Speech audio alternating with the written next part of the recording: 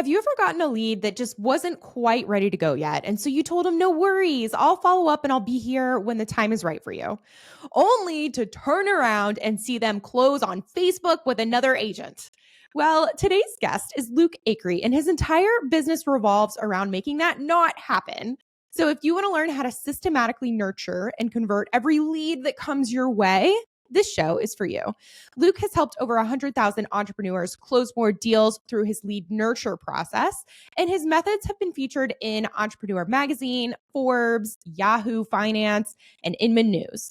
And here's what to expect to learn in today's show: how often you should follow up, the different channels you can use for those touch points, exactly what to say so you don't sound repetitive or annoying, and stick around to the end for the number one best thing you can do to automate the follow-up without making it feel automated. You're listening to the Real Estate Rockstars podcast, the show for agents who've been around the block and are ready to build sustainable, scalable businesses they actually love. My name is Shelby Johnson. I'm an Army veteran turned real estate entrepreneur, and I've closed hundreds of transactions as a solo agent, team leader, and investor. And now, after years, I'm back in production, Lexington, Kentucky. Guys, if you've got referrals, hit me up at The Shelby Show on Instagram and let me know where you're located, because I will gladly share any I get back your way. And with that, let's get ready to learn how to convert every lead. Rockstars, welcome Luke Acree.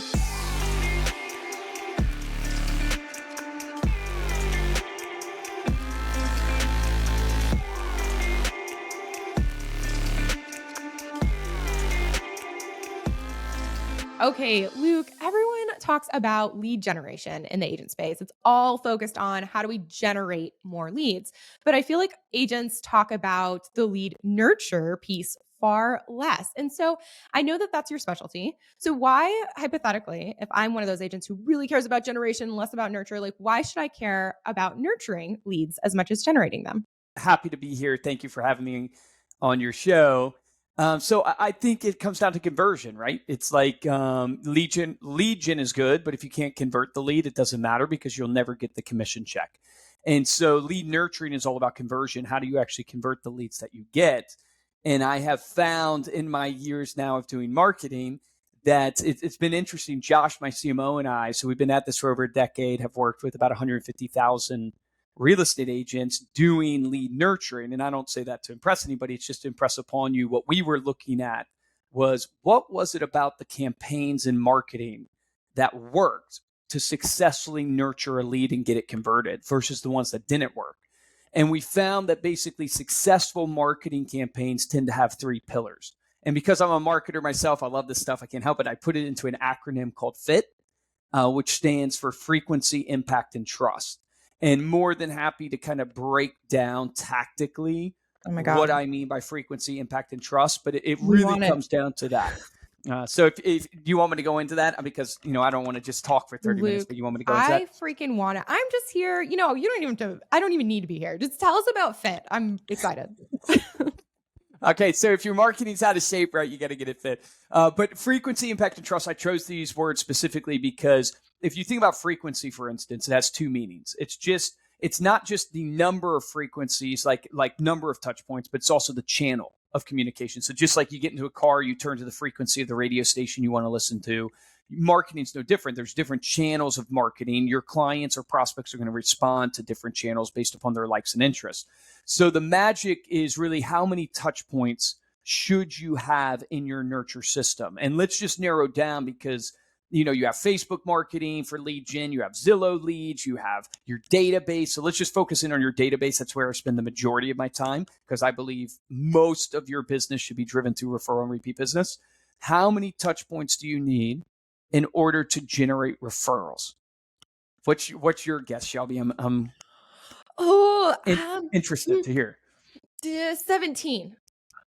17. I love it. So pull out the magic 17. I'm surprised you didn't say 33. A lot of people say 33 from the Millionaire Real Estate Agent. Oh, gotcha. So I do this all the time when I speak to different conferences and stuff. It's like, what's the magic number? And I'll get 17, I'll get 12, I'll get 33, I'll get a bunch of different numbers. And I'll say, hey, look, there's no magic formulas in business, but this is the one thing there is a magic formula to. And if you want to know the number, write this down. Here's the number. It's more, M-O-R-E, more.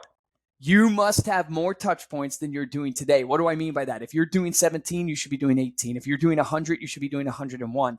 Why can I say that with such conviction? It has been amazing to watch over the years these marketing campaigns, not only that I do for our clients, but I do for my own business.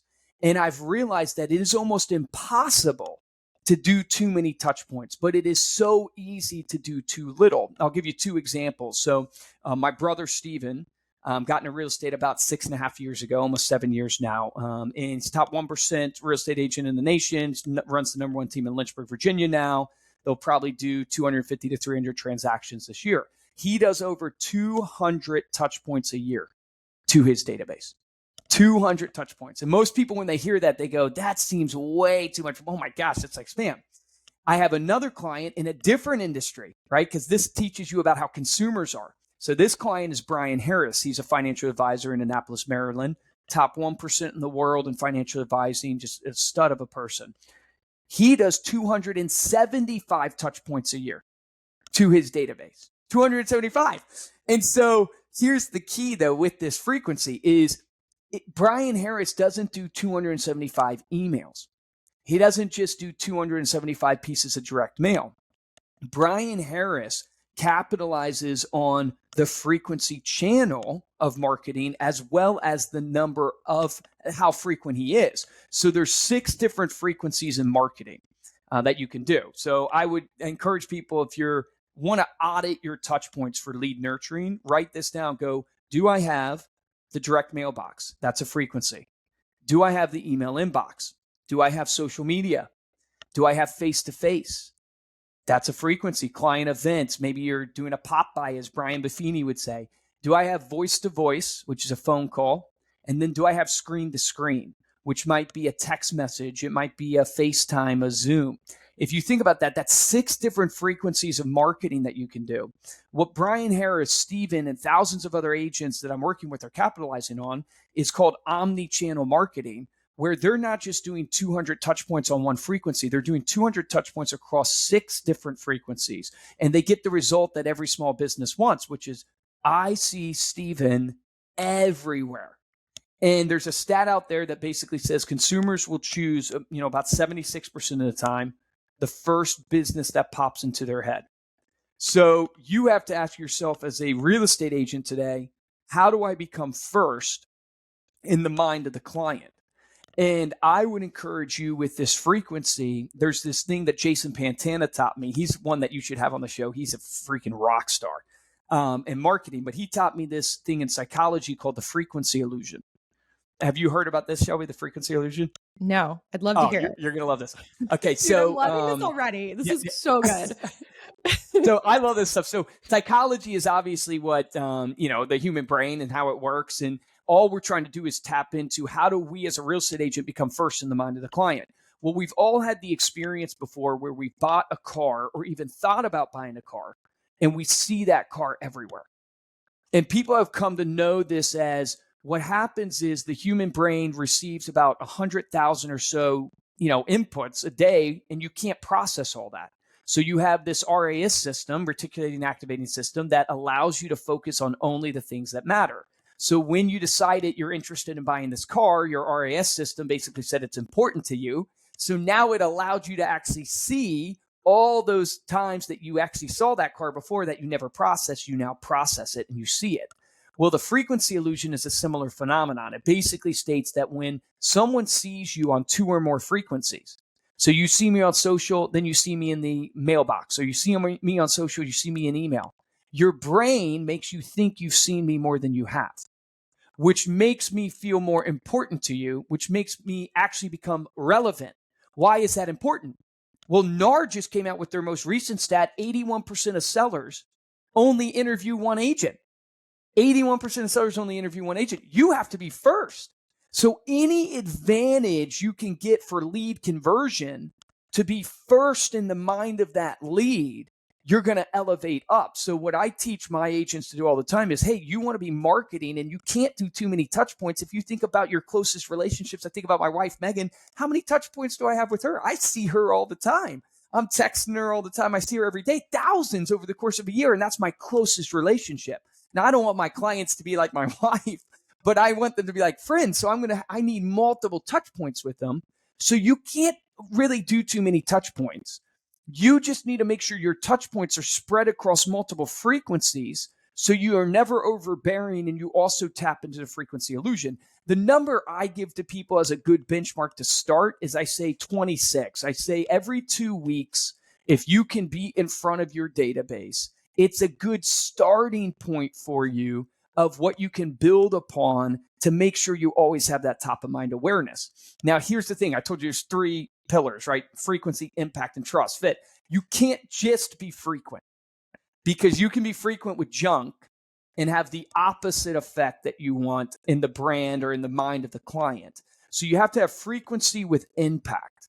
And this one is one of the harder ones to pull off successfully in any business, but in real estate specifically, because impact really comes from what I've seen 2 things. One is the quality of what you're giving. And then the second is personalization. So quality comes down to what you're sending, the types of content you're sending, the types of gifting you're doing, that type of idea. And then you have personalization. If you think of like Facebook and Google, why do they make billions of dollars? They make billions of dollars because they're tracking everything that you're reading, Shelby, everything you click on, how long you spend on it. Then they build a profile on you. Go to your Gmail account, look at your privacy. It will show you the profile that Google has built on you. And they sell that profile to advertisers so they can serve up relevant content based upon your likes and interests. And because it's personal, because it's relevant, you pay attention. And because you pay attention, I can serve you a message. Like, that's marketing 101. Relevancy drives attention. And so you as a real estate agent have to think, how do I can't pull off the Facebook and Google necessarily from a tech standpoint, although we're getting there closer and closer these days. But how do I drive personalization?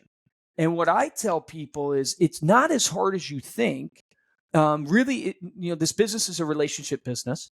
It's a contact sport. I encourage people. What CRM do you use right now, Shelby, for you and your team? What CRM do you guys use? Go High Level.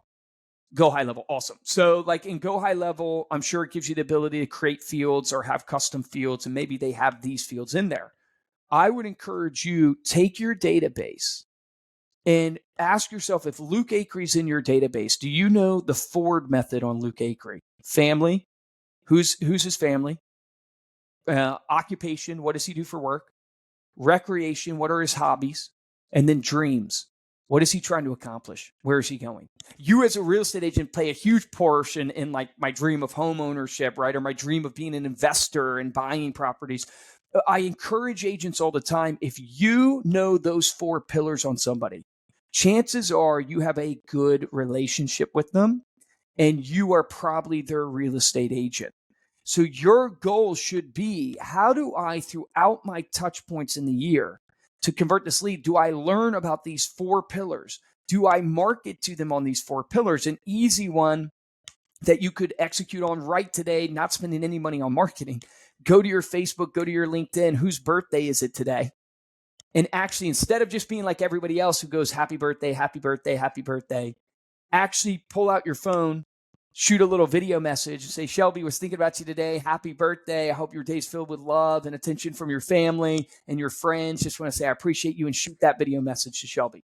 I challenge people all the time, and the easiest thing to do, but it's hard because of discipline, do what I call as a 5 for 5. Take 5 minutes each morning, pick 5 people in your database, pull them up, and shoot them either a message on Instagram, a message on Facebook, a message through text message, and hit them with a personal message. It could just be thinking about you.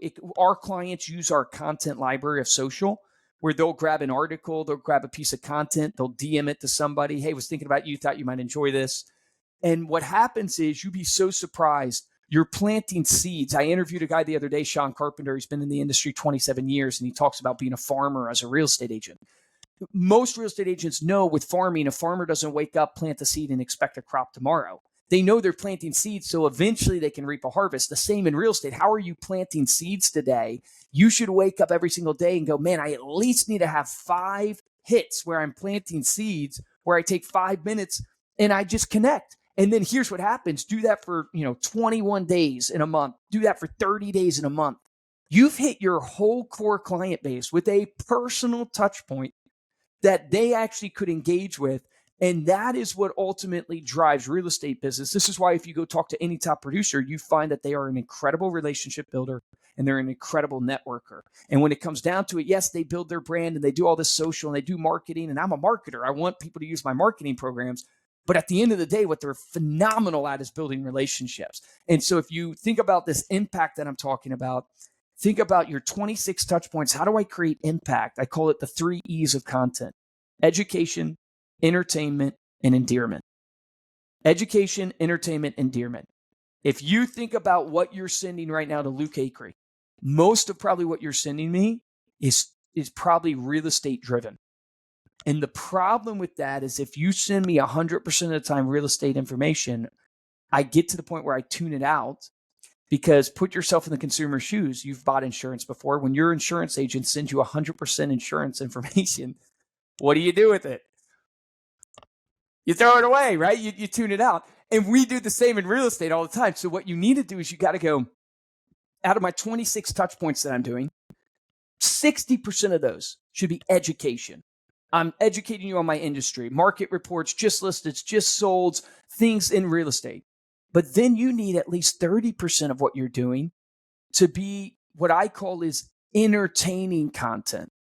Entertaining content is things like one of our most popular emails we do for agents is an email of local events that are happening in your area.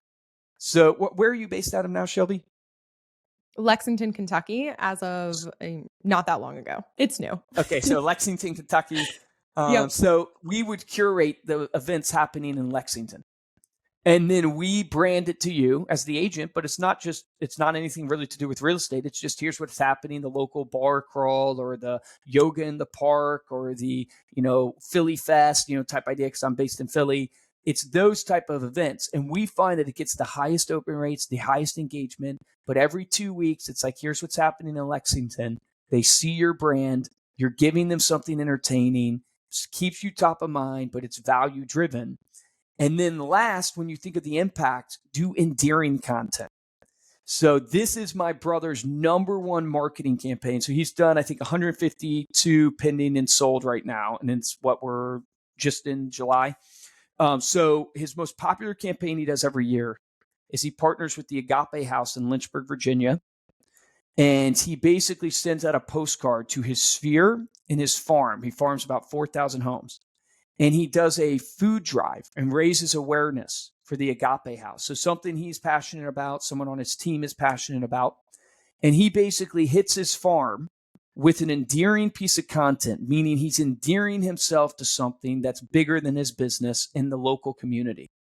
And he raises awareness. Here's where this campaign is amazing. He runs this postcard, but then he reaches out with his team. He goes and he door knocks on the doors in his farm and with his sphere, and he basically is popping by to collect the canned goods that they want to donate.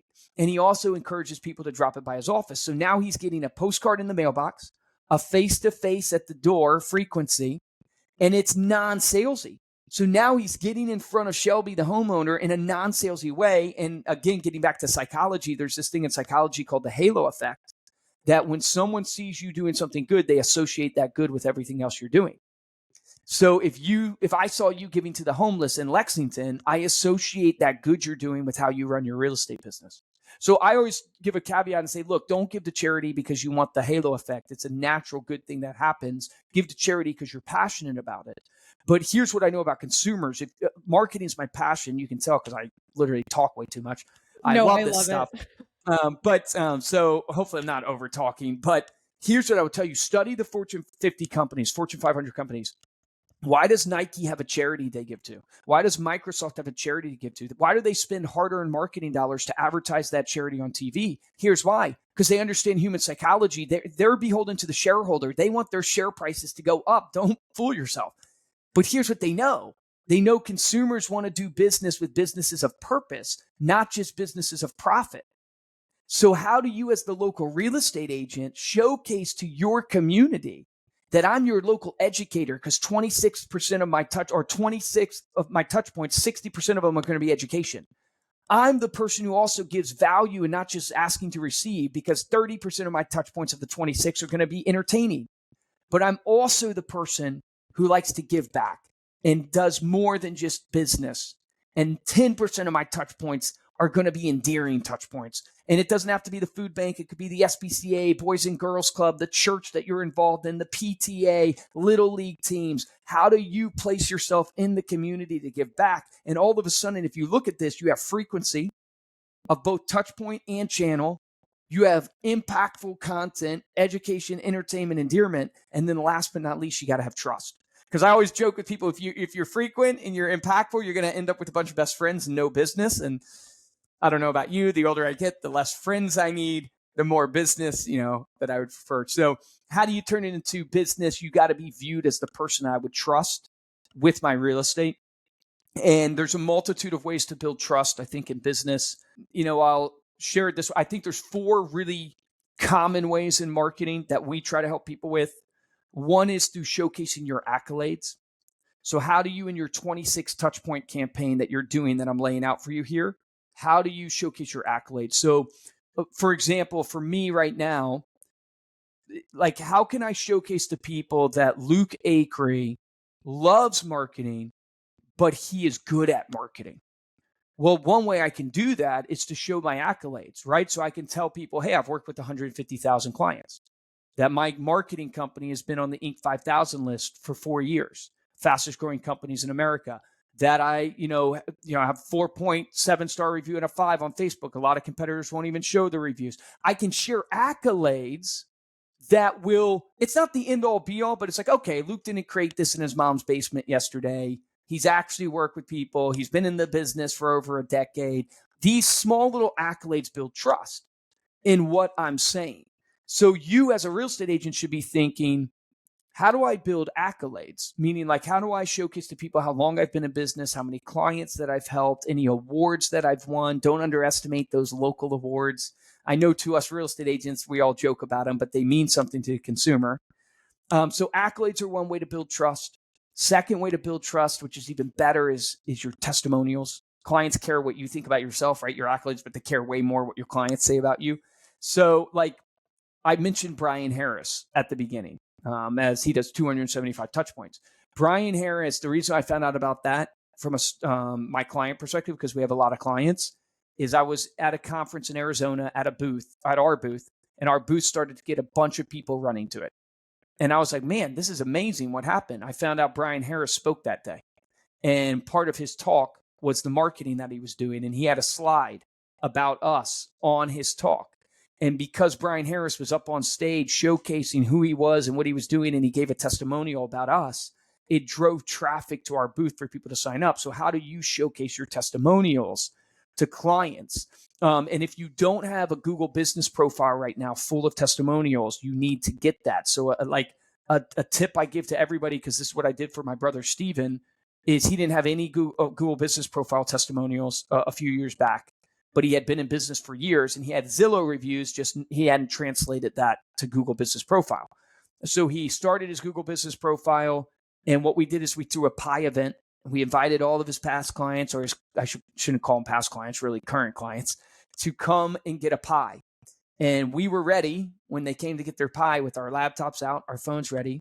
And we asked people when they got the pie, if they had done business with us in the past, hey, would you mind writing a review for us on Google? And he ended up getting that day, I think it was like 67, 69 5-star reviews on his Google business profile. So if you're looking for a way to get reviews, consider throwing a client event, which is another frequency, right? Face to face, and then have your computer ready to when your clients come, ask them if they'll write a review, take out your phone, film a testimonial of what they say, and then use that.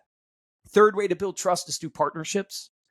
So this one's great for not only building trust, but growing your brand. I would sit down if I were you, and I would write out who are my synergistic partners that are non-competitive, serve the same clientele, that we can grow together. So the obvious in real estate is your lender, title company, insurance, inspectors, financial advisor, estate planning attorney. List all those small businesses. Do you have that Rolodex of partnerships where you guys are marketing together? Have you created your own BNI network, if you're familiar with BNI? So, with us, we encourage clients, go and every Friday, get on a live and invite one of your synergistic partners to go live with you. The reason why this is powerful is because you get to reach their audience and they have trust with their audience, which is associated to you. So, like you guys have me on this. Go ahead. What is BNI? What does that stand for? Okay, it's a business network. It's a local business network where basically all these local businesses, there can be one person per industry, per group, I believe, come together and they basically meet once a month to share ideas and to share referrals. Okay, So perfect. if you think about you as a real estate agent, you should create your own little local BNI. So who's the financial advisor you recommend? Who's the insurance agent you recommend? Who's the home security company, the lender, the title company? You have them naturally. You've run into them. How do you guys come together and go, hey, on Friday, I'm going to go live on my Instagram and I'm going to invite let's say the lender onto my live. So that notification is pushed out to his following. It's already pushed out to mine, and his following has trust with him. My following has trust with me. And we now, by association, have earned trust together with each other's followings.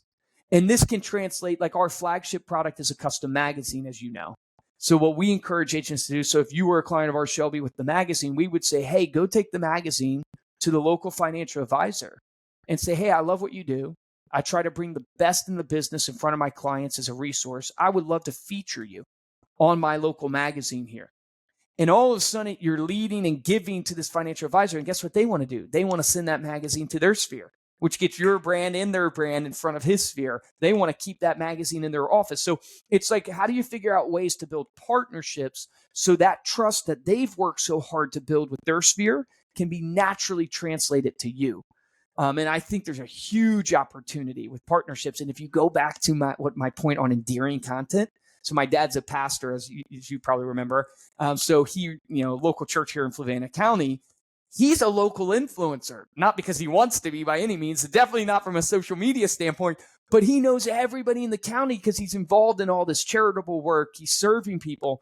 If you give to these local charities and you support them from a partnership standpoint, that person is a local influencer that their brand and the trust that they have earned is going to be associated on you, and you can reach the people that they know. So partnerships is a huge way to build trust. And then last but not least, and I'll wrap up, you can build trust through education. So this podcast that you're doing right now is a perfect example of that. You are consistently putting out high quality educational content on the subject matter that you want to be known for. And you now have credibility built with your audience that sees it being posted consistently, where they have trust in Shelby. Because, man, who knows about real estate? I got to go to Shelby. Man, she's posting all the time about real estate. She's always talking about it. She could probably help me be successful in real estate, and I could check her out and what she's doing, and I could learn about what EXP has or whatever. And it's like you are showcasing just in what you're doing here with this podcast, which is just one frequency, one medium of, if I consistently put out educational content, it elevates the trust on the subject matter that I talk about all the time. And if I do it over long periods of time, people will see me as that person. So to summarize and put a cap on it, it's like, hey, if you want to convert your leads, how are you frequent? Are you at least 26 touches on multiple frequencies, at least 2 or more? And there's those 6 frequencies. Do you have impactful content? Are you doing education, entertainment, and endearing content over those 26 touches? And then last but not least, are you showcasing accolades, testimonials, partnerships, and also educational content consistently? And if you do that, I've just seen it win over and over again. Luke, I feel like you just kicked me in the teeth, like in the best way. I mean, okay. I love that. I took so many notes. Amazing. Also, potentially overwhelming if, someone's listening to this and they're running a business and they're like, oh gosh, I need to implement all of these different things. And I know as a part of your business model, you help agents do that, and we'll get to that in just a second. But hypothetically, do you have any recommendations for someone who's trying to implement this from the ground up? And of course, they already listened to you. They wrote down, they're doing 5 for 5 or whatever you called it, where Yeah. they're going to do that. What else do you think that listeners should know when trying to tackle this? Like, I want to do the things that Luke just talked about. Yeah. So, I mean, how do you eat an elephant one bite at a time, right? So I would encourage you that I would start with going, okay, who's in my database and how do I build a drip marketing plan on that database to have at least 26 touches? And if I were you, I would focus on 3 areas. How do I post consistently on social? So that's just you posting and committing to. Instagram CEO just came out recently saying 3 to 5 times a week is the recommended posting. So how do I post 3 times a week there? How do I send at least one email every 2 weeks to my sphere? And then how do I send at least one piece of direct mail every quarter to my sphere? And if you want to go now, okay, Luke, I got that. And what's the next thing I should add would be a client event. At least one client event. I have my own podcast, as you know, Stay Paid. We've done 550 episodes, so not quite at you guys' level yet. But number one thing I've heard the last 2 years from all these mega producers across the country, client events are smashing it, like just unbelievable in generating referrals and being in your touches. And get those partners to help pay for your event. Don't pay for your own event. Get your partner to chip in and pay for the event with you. Perfect. Now, so that's perfect. The baseline, if people want to just take a couple bites and get into this, but can you share with us what you guys do in your company? So if listeners are like, you know what, I don't want to set it up myself, I really do want to know what Luke has. So hit us with that. Yeah. So, so our company, this is obviously what we're passionate about. This is what we try to focus on. We have a suite of products to help you keep in touch with your clients. And the pain points we're trying to solve is we want it to be automated because the last thing you have is time. So it needs to take stuff off your plate, not add things to your plate. So we have an automated system that sends out direct mail, sends out emails, post on social for you. The second pain point we're trying to solve is the content. So how do you come up with education, entertainment, and endearing content? That's what we do. So our flagship product that probably describes it the best is we create for you a 48-page coffee table publication. It's your magazine. We do it both print and digital. So imagine having your own Better Homes and Garden magazine that you're sending to your clients. There's no other ads in it, just features you and great content. So it features your brand. You can feature testimonials, accolades, market reports. Like you can feature a bunch of stuff, but we also put in content in there that's going to be education and entertaining. We then, if you think about that, the reason why I led with the magazine is we have so much content in every category. So all this content from lifestyle, real estate content, HGTV type content, food, travel, we now have in a library of content for you that you can tell us the content categories that you want to post on your social. And we can literally in a matter of minutes using, algorithms and AI and stuff like that, create a whole posting schedule for you on your social where you can post, tell us how many times you want to post a day, tell us how many days you want to post a week. We create the content and the captions and the hashtags and post it all there automated onto your page. So we essentially, you sign up for our program. We're going to give you an automated platform to post consistently on social, have a print magazine going to your database. We then give you email newsletters. We have a couple that local events email newsletters are most popular. So we would curate for Shelby the local events happening in Lexington and drip that on her database. And then we tie it all together with lead pages, which is basically, if no one's familiar with a landing page or a lead page, it's a one-page website with a sole purpose to get people to fill out a form. So you can basically be notified that Shelby was interested in whatever that form was about. And so if I'm using you as the example, Shelby, you would come into our system. We would upload your database. We would set up your touch point plan to be, probably 70 plus touch points ultimately. going to No, I'm your going to beat database. Brian. I'm at 300. Yeah, there Okay. you go. We would set that up to where you're automated on social, emails going in the inbox, magazines going in the mailbox, or postcards if you wanted to do that. And then every one of those would have different calls to action, where the magazine, one of the most popular calls to action is we create a nice design where it's like, want to know what your home's worth, or average equity is going up 20K, want to know how much your home's worth and what equity you have, scan this QR code. And it will take them to a CMA page where they can get an understanding of what their home's worth. Or on your social, you can have that same link right there on your social post, or on your local events email newsletter. It's a link to find out what your home's worth, or give a referral, or a landing page for an item of value.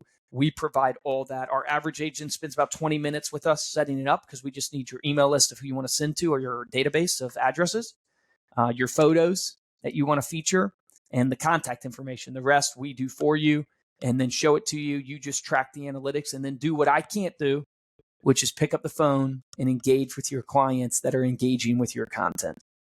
So if I'm listening to this and I'm like, but Luke, I'm picky. I have like a very specific style thing that I want. I speak in a specific voice. What do you say to that type of person? I would have to know what you mean by speaking in a specific voice, but I know what you mean by like tone of writing. I would tell you that here's my raw thoughts on it. I don't think it matters as much as you think it does. I think what's more important is getting that time back that you're spending creating that style and crafting that tone of voice to engage with your prospect or with your relationship. And automate. I always tell people, automate the marketing, don't automate the relationship. But we do have the ability with our system to do, color schemes, and you can design your email newsletter in the backgrounds and stuff like that, or the design of your magazine. There's different templates and options, and you can work with our designers and be as hands-on, as involved as you want. The reason why I led with, I don't think it matters as much as you think it does, is because I do want clients to know at the end of the day, what I'm passionate about is the result. Is how does it generate a listing for Shelby? How does it generate a buyer for Shelby? Because if you want print, go to Vistaprint, right? If you want design, go to Canva, right? What we are is we're a marketing company that what we care about is the strategy of how to get hand raisers, the strategy of how to get your brand known to generate a listing. And it's not to devalue design or devalue any of those things. It's just, that's where we know, that's why people hire us, is going, they've hired us to try to drive results for them. We see about a 31% referral rate over the course of 12 months. So if you send to 100 people for 12 months, about 31 referrals on average. So that's really where we hone in and focus. I hope that makes sense. It does make sense. And 31% referral rate. It's really good. Yeah. So, okay, with that, someone's listening and they are like, I want to talk to Luke. I want to find out more. I want to go to their website. I want to dig in. Of course, we're going to have all of that in the show notes for listeners. But where else would you like to direct them to get in touch with you? I would love to connect with you guys on social media. On Instagram specifically is probably where I'm the most active, at Luke Acree. Acree is ACREE, so Acre with an extra E. So you can find me there. I would love to connect. If you have marketing questions or anything like that, of course, you guys know I would love for you to use us, but you don't by any means have to use us. If I can help you from a marketing perspective, it's what I love to do. I'm in it all day long. So at Luke Acree, if you want to check out Reminder Media, you can, of course, check out ReminderMedia.com and learn all about our products and services and what we do. Love it. Okay, Luke, did we miss anything? Obviously, there's a lot. I don't think so. Probably we probably didn't solve we covered the problems so much of the world. No. Yeah, that's true. World hunger and such. Next Yeah. podcast. Okay, guys, go and check out Luke on Instagram. Go to their website. Try them out. And other than that, that is all we have today. Luke, thank you so much for hanging out with us. And Real Estate Rockstars, thanks for listening.